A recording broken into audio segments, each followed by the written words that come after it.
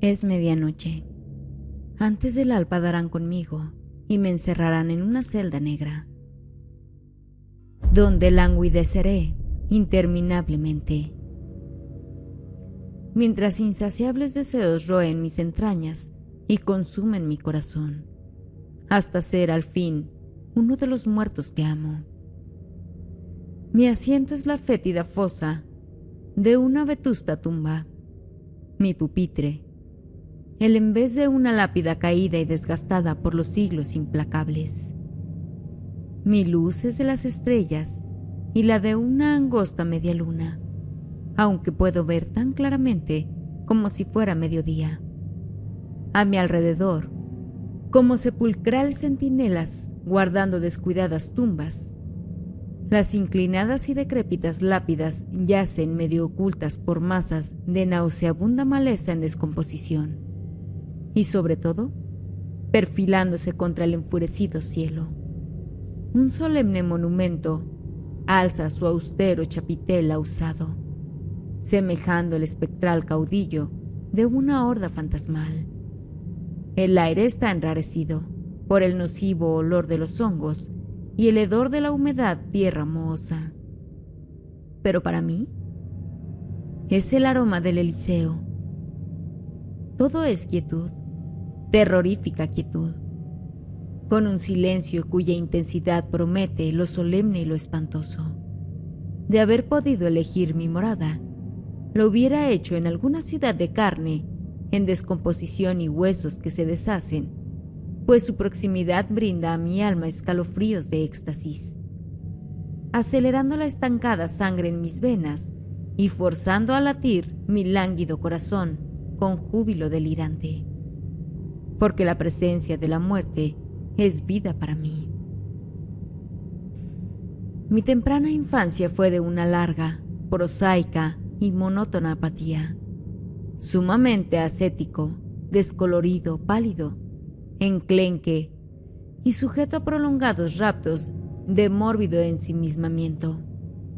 Fui relegado por los muchachos saludables y normales de mi propia edad. Me tildaban de aguafiestas y vieja, porque no me interesaban los rudos juegos infantiles que ellos practicaban, o porque no poseían el suficiente vigor para participar en ellos, de haberlo deseado. Como todas las poblaciones rurales, Fenham tenía su cupo de chismosos de lengua venenosa. Sus imaginaciones meledicentes achacaban mi temperamento letárgico a alguna anormalidad aborrecible. Me comparaban con mis padres agitando la cabeza con ominosa duda en vista de la gran diferencia. Algunos de los más supersticiosos me señalaban abiertamente como un niño cambiado por otro, mientras que otros, que sabían algo sobre mis antepasados, llamaban la atención sobre rumores difusos y misteriosos acerca de un tataratío que había sido quemado en la hoguera por nigromante. De haber vivido en una ciudad más grande, con mayores oportunidades para encontrar amistades, quizás hubiera superado esta temprana tendencia al aislamiento. Cuando llegué a la adolescencia, me torné aún más sombrío, morboso y apático. Mi vida carecía de alicientes. Me parecía ser preso de algo que ofuscaba mis sentidos, trababa mi desarrollo, entorpecía mis actividades y se sumía en una inexplicable insatisfacción. Tenía 16 años cuando acudí a mi primer funeral. Un sepelio en Fenham era un suceso de primer orden social, ya que nuestra ciudad era señalada por la longevidad de sus habitantes. Cuando además el funeral era de un personaje tan conocido como el de mi abuelo, podía asegurarse que el pueblo entero acudiría en masa para rendir el debido homenaje a su memoria. Pero yo no contemplaba la próxima ceremonia con interés, ni siquiera latente. Cualquier asunto que tendiera a arrancarme de mi inercia habitual solo representaba para mí una promesa de inquietudes físicas y mentales. Cediendo ante la presión de mis padres y tratando de hurtarme a sus cáusticas condenas sobre mi actitud poco filial, convine en acompañarles. No hubo nada fuera de lo normal en el funeral de mi abuelo, salvo la voluminosa colección de ofrendas florales. Pero esto, recuerdo, fue una iniciación en los solemnes ritos de tales ocasiones. Algo en la estancia oscurecida, el ovalado ataúd con sus sombrías colgaduras, los apiñados montones de fragantes ramilletes, las demostraciones de dolor por parte de los ciudadanos congregados, me arrancó de mi normal apatía, captando mi atención. Saliendo de mi momentáneo ensueño, merced a un codazo de mi madre, le seguí por la estancia hasta el féretro donde yacía el cuerpo de mi abuelo. Por primera vez, estaba cara a cara con la muerte. Observé el rostro sosegado y surcado por infinidad de arrugas, y no vi nada que causara demasiado pesar. Al contrario, me pareció que el abuelo estaba inmensamente contento, plácidamente satisfecho. Me sentí sacudido por algún extraño y discordante sentido de regocijo. Tan suave, tan furtivamente me envolvió, que apenas puedo determinar su llegada.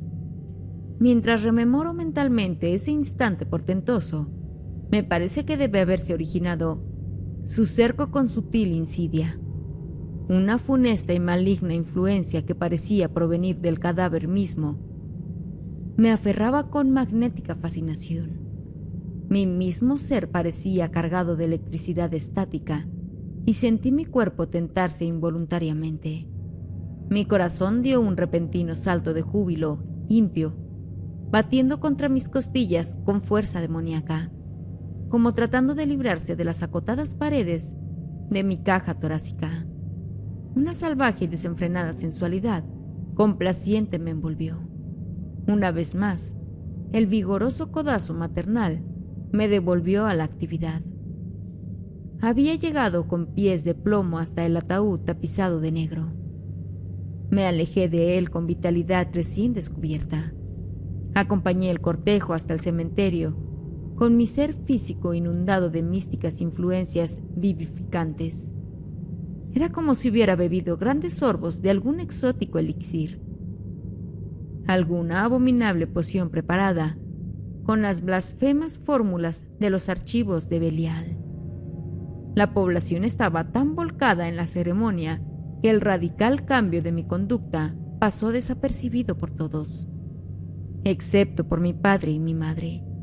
Pero en la quincena siguiente, los chismosos locales encontraron nuevo material para sus corrosivas lenguas en mi alterado comportamiento.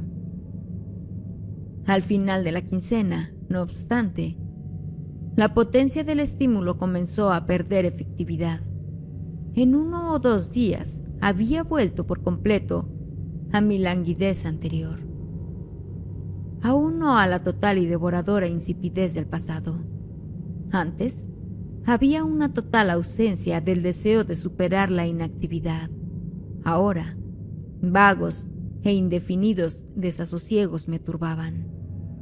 De puertas afuera, había vuelto a ser el de siempre, y los maledicientes buscaron algún otro sujeto más propicio. Ellos, de haber siquiera soñado la verdadera causa de mi reanimación, me hubieran rehuido como a un ser leproso y obsceno. Yo, de haber adivinado el execrable poder oculto tras mi corto periodo de alegría, me habría aislado para siempre del resto del mundo, pasando mis restantes años en penitente soledad. Las tragedias vienen a menudo de 3 en 3, de ahí que, a pesar de la proverbial longevidad de mis conciudadanos, los siguientes 5 años me trajeron la muerte de mis padres. Mi madre fue la primera, en un accidente de la naturaleza más inesperada, y tan genuino fue mi pesar que me sentí sinceramente sorprendido de verlo burlado y contrarrestado por ese casi perdido sentimiento de supremo y diabólico éxtasis. De nuevo mi corazón brincó salvajemente. Otra vez latió con velocidad galopante, enviando la sangre caliente a recorrer mis venas con meteórico fervor. Con meteórico fervor, sacudí de mis hombros el fatigoso manto de inacción, solo para reemplazarlo por la carga, infinitamente más horrible, del deseo repugnante y profano. Busqué la cámara mortuoria donde yacía el cuerpo de mi madre, con el alma sedienta de ese diabólico néctar que parecía saturar el aire de la estancia oscurecida. Cada inspiración me vivificaba, lanzándome increíbles cotas de seráfica satisfacción. Ahora sabía que era como el delirio provocado por las drogas y que pronto pasaría, dejándome igualmente ávido de su poder maligno. Pero no podía controlar mis anhelos más de lo que podía deshacer los nudos gordianos que ya enmarañaban la madeja de mi destino. Demasiado bien sabía que, a través de alguna extraña maldición satánica, la muerte era la fuerza motora de mi vida, que había una singularidad en mi constitución que solo respondía a la espantosa presencia de algún cuerpo sin vida. Pocos días más tarde, frenético por la bestial intoxicación de la que la totalidad de mi existencia dependía, me entrevisté con el único enterrador de Fenham y le pedí que me admitiera como aprendiz. El golpe causado por la muerte de mi madre había afectado visiblemente a mi padre. Creo que de haber sacado a relucir tan trasnochada como la de mi empleo en otra ocasión, le hubiera rechazado enérgicamente. En cambio, agitó la cabeza aprobadoramente, tras un momento de sombría reflexión. Qué lejos estaba de imaginar que sería el objeto de mi primera lección práctica. También él murió bruscamente, por culpa de alguna afección cardíaca insospechada hasta el momento. Mi octogenario patrón trató por todos los medios de disuadirme de realizar la inconcebible tarea de embalsamar su cuerpo, sin detectar el fulgor entusiasta de mis ojos cuando finalmente logré que aceptara mi condenable punto de vista. No creo ser capaz de expresar los represibles, los desquiciados pensamientos que barrieron en tumultuosas olas de pasión mi desbocado corazón mientras trabajaba sobre aquel cuerpo sin vida. Amor, amor sin par, era la nota clave de esos conceptos. Un amor más grande, con mucho, que el que jamás hubiera sentido hacia él cuando estaba vivo. Mi padre no era un hombre rico, pero había poseído bastantes bienes mundanos como para ser lo suficientemente independiente. Como su único heredero, me encontré en una especie de paradójica situación. Mi temprana juventud había sido un fracaso total en cuanto a prepararme para el contacto con el mundo moderno. Pero la sencilla vida de Fenham, con su cómodo aislamiento, había perdido sabor para mí. Por otra parte, la longevidad de sus habitantes anulaba el único motivo que me había hecho buscar empleo. La ventana de los bienes me proveyó de un medio fácil de asegurarme la salida. Me trasladé a Baiboro, una ciudad a unos 50 kilómetros. Aquí, mi año de aprendizaje me resultó sumamente útil. No tuve problemas para lograr una buena colocación como asistente de la Grantham Corporation, una empresa que mantenía las mayores pompas fúnebres de la ciudad. Incluso logré que me permitieran dormir en los establecimientos, porque ya la proximidad de la muerte estaba convirtiéndose en una obsesión. Me apliqué a mi tarea con celo inusitado. Nada era demasiado horripilante para mi impía sensibilidad, y pronto me convertí en un maestro en mi oficio electo. Cada cadáver nuevo traído al establecimiento significaba una promesa cumplida de impío regocijo, de irrelevantes gratificaciones, una vuelta al arrebatador tumulto de las arterias que transformaban mi hosco trabajo en devota dedicación. Aunque cada satisfacción carnal tiene su precio, llegué a odiar los días que no traían muertos en los que refocilarme, y rogaba a todos los dioses obscenos de los abismos inferiores para que dieran rápida y segura muerte a los residentes de la ciudad.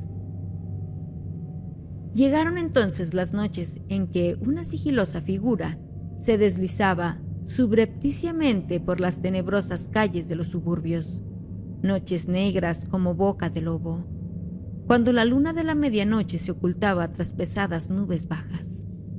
Era una furtiva figura que se camuflaba con los árboles y lanzaba esquivas miradas sobre su espalda, una silueta empeñada en alguna misión maligna.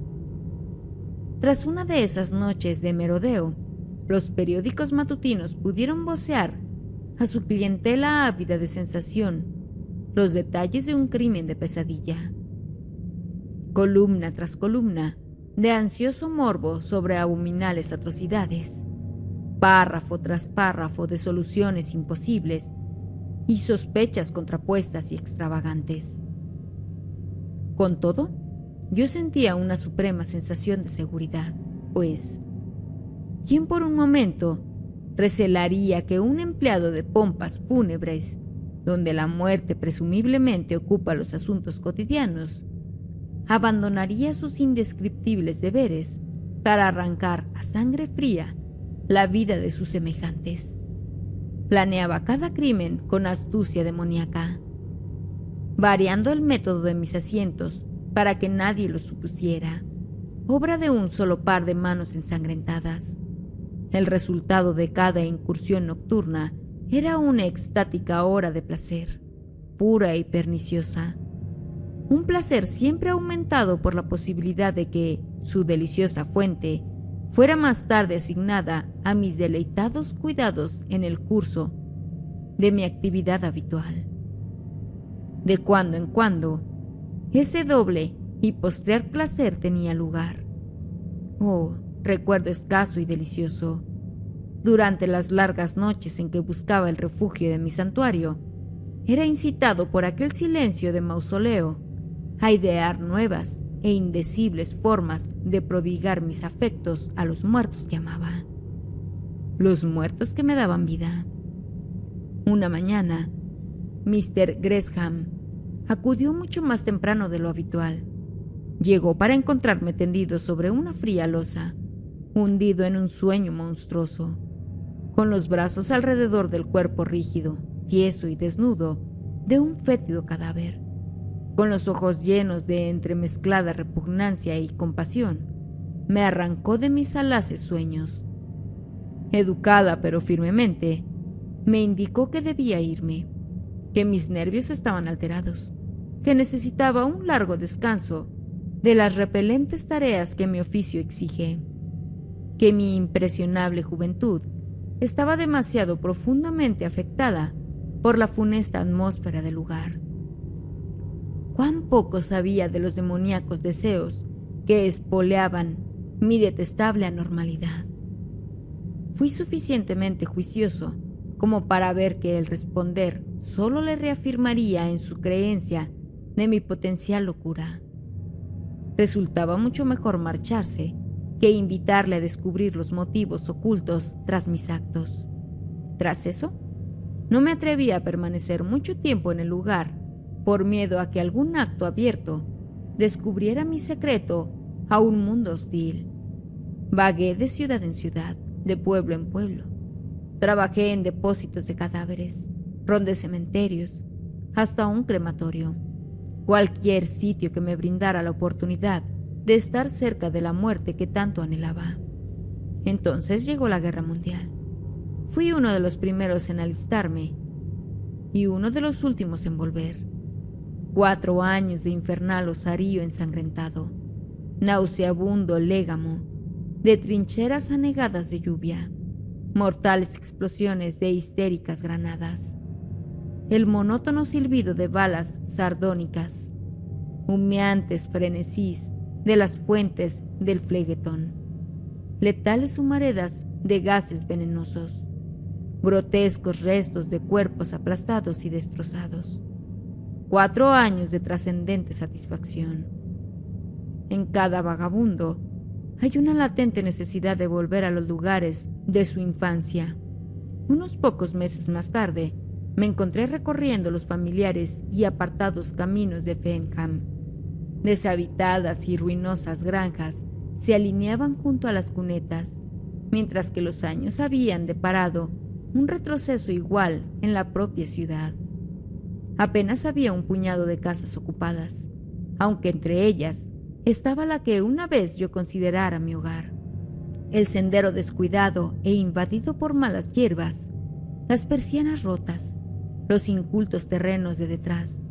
Todo era una muda confirmación de las historias que había obtenido con discretas indagaciones, que ahora cobijaba a un borracho disoluto que arrastraba una mísera existencia con las faenas que le encomendaban algunos vecinos. Por simpatía hacia la maltratada esposa y el malnutrido hijo que compartían su suerte. Con todo esto, el encanto que envolvía los ambientes de mi juventud había desaparecido totalmente. Así, acuciado por algún temerario impulso errante, volví mis pasos hacia Baiboro. Aquí también los años habían traído cambios, aunque en sentido inverso. La pequeña ciudad de mis recuerdos casi había duplicado su tamaño, a pesar de su despoblamiento en tiempo de guerra. Instintivamente busqué mi primitivo lugar de trabajo, descubriendo que aún existía, pero con nombre desconocido y un sucesor de sobre la puerta, puesto que la epidemia de gripe había hecho presa de Mr. Gresham, mientras que los muchachos estaban en ultramar. Alguna fatídica disposición me hizo pedir trabajo. Comenté mi aprendizaje bajo Mr. Gresham con cierto recelo, pero mis temores eran infundados. Mi anterior patrón se había llevado a la tumba el secreto de mi poco ética conducta. Una oportuna vacante me aseguró la inmediata recolocación. Entonces volvieron erráticos recuerdos sobre noches escarlatas, de impíos peregrinajes y un incontrolable deseo de reanudar aquellos ilícitos placeres. Hice a un lado la precaución, lanzándome a otra serie de condenables desmanes. Una vez más, la presa amarilla dio la bienvenida a los diabólicos detalles de mis crímenes, comparándolos con las rojas semanas de horror que habían pasmado a la ciudad años atrás. Una vez más, la policía lanzó sus redes, sacando entre sus enmarañados pliegues nada. Mi sed de nocivo néctar de la muerte creció hasta ser un fuego devastador, y comencé a acortar los periodos entre mis odiosas explosiones. Comprendí que pisaba suelo resbaladizo, pero el demoníaco deseo me aferraba con torturantes tentáculos y me obligaba a proseguir. Durante todo este tiempo, mi mente estaba volviéndose progresivamente insensible a cualquier otra influencia que no fuera la satisfacción de mis enloquecidos anhelos. Dejé deslizar, en alguna de estas maléficas escapadas, pequeños detalles de vital importancia para identificarme. De cierta forma, en algún lugar dejé una pequeña pista, un rastro fugitivo detrás. No lo bastante como para ordenar mi arresto, pero sí lo suficiente como para volver la marea de sospechas en mi dirección. Sentía el espionaje, pero aún así era incapaz de contener la imperiosa demanda de más muertes para acelerar mi enervado espíritu. Enseguida llegó la noche en que el estridente silbato de la policía me arrancó de mi demoníaco solaz sobre el cuerpo de mi postrer víctima. Con una ensangrentada navaja, todavía firmemente asida, con un ágil movimiento cerré la hoja y la guardé en el bolsillo de mi chaqueta. Las porras de la policía abrieron grandes brechas en la puerta. Rompí la ventana con una silla, agradeciendo al destino haber elegido uno de los distritos más pobres como morada. Me descolgué hacia un callejón, mientras las figuras vestidas de azul irrumpían por la destrozada puerta. Huí saltando inseguras vallas, a través de mugrientos patios traseros, cruzando míseras casas destartaladas, por estrechas calles mal iluminadas. Inmediatamente, pensé en los boscosos pantalones que se alzaban más allá de la ciudad, extendiéndose unos 60 kilómetros para alcanzar los arrabales de Fenham. Si pudiera llegar a esta meta, estaría temporalmente a salvo. Antes del alba, me había lanzado de cabeza por el angustiado despoblado, tropezando con los podridos troncos de árbol moribundos, cuyas ramas desnudas se extendían como brazos grotescos, tratando de estorbarme como su burlón abrazo. Los diablos de las funestas deidades, a quienes había ofrecido mis idólatras plegarias, debían haber guiado mis pasos hacia aquella amenazadora ciénega. Una semana más tarde, macilento, empapado y demacrado, rondaba por los bosques a 1,5 kilómetros de Fenham. Había eludido por fin a mis perseguidores, pero no osaba mostrarme, a sabiendas de que la alarma debía haber sido radiada. Tenía la remota esperanza de haberlos hecho perder el rastro. Tras la primera y frenética noche, no había oído sonido de voces extrañas, ni los crujidos de pesados cuerpos entre la maleza. Quizás habían decidido que mi cuerpo yacía oculto en alguna charca o se había desvanecido para siempre entre los tenaces senegales. El hambre roía mis tripas con agudas punzadas, y la sed había dejado mi garganta agostada y reseca. Pero, por mucho, lo peor era el insoportable hambre de mi femélico espíritu, hambre del estímulo que solo encontraba en la proximidad de los muertos. Las ventanas de mi nariz temblaban con dulces recuerdos. No podía engañarme demasiado con el pensamiento de que tal deseo era un simple capricho de la imaginación. Sabía que era parte integral de la vida misma, que sin ella me apagaría como una lámpara vacía. Reuní todas mis restantes energías para aplicarme en la tarea de satisfacer mi inicuo apetito. A pesar del peligro que implicaban mis movimientos, me adelanté a explorar, contorneando las protectoras sombras como un fantasma obsceno. Una vez más, sentí la extraña sensación de ser guiado por algún invisible acólito de Satanás, y aún mi alma endurecida por el pecado se agitó durante un instante al encontrarme ante mi domicilio natal, el lugar de mi retiro de juventud. Luego, esos inquietantes recuerdos pasaron. En su lugar llegó el ávido y abrumador deseo. Tras las podridas cercas de esa vieja casa aguardaba mi presa. Un momento más tarde, había alzado una de las destrozadas ventanas y me había deslizado por el alféizar. Escuché durante un instante, con todos los sentidos alerta y los músculos listos para la acción. El silencio me recibió. Con pasos felinos, recorrí las familiares estancias, hasta que unos ronquidos estentóreos indicaron el lugar donde encontraría remedio a mis sufrimientos.